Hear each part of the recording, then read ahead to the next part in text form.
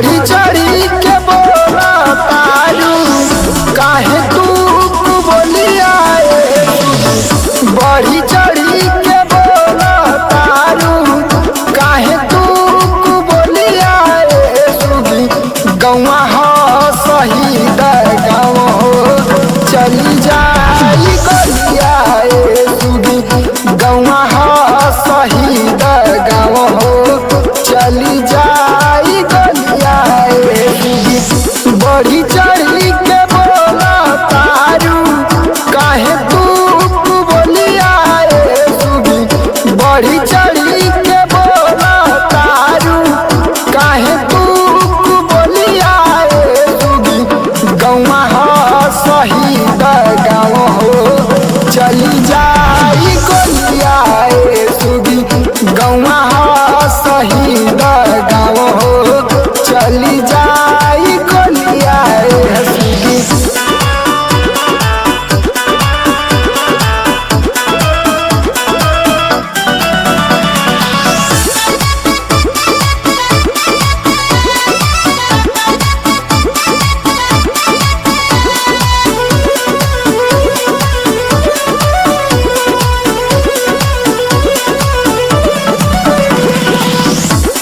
हवा के लइका हमें बड़ी खुर फाती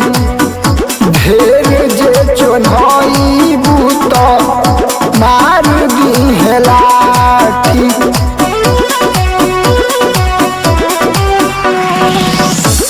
हवा के लइका हमें बड़ी खुर फाती ढेर जे चोन्हई बूत मार दी लाठी ऐठी के बोला जानी हमके तू बोलिया ऐठी के बोला जानी हमके तू बोलिया सुगी गौवा हो शहीद गाँव हो चली जाई गलिया सुगी गौवा हो शहीद गाँव हो चली जाई गलिया सुगी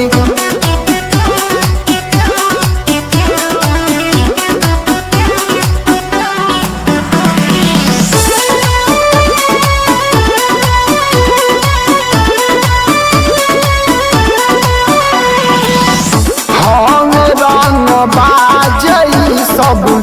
बावे मशहूर हो लहंगा में दीहे लाठी तोहरा कहूर हो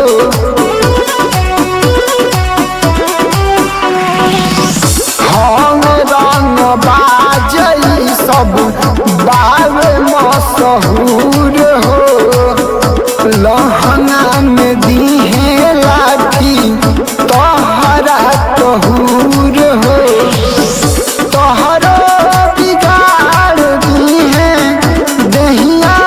के हुलिया सुगी तोहरो बिगाड़ दीहे दहिया के हुलिया सुगी गौवा हो शहीद गाँव हो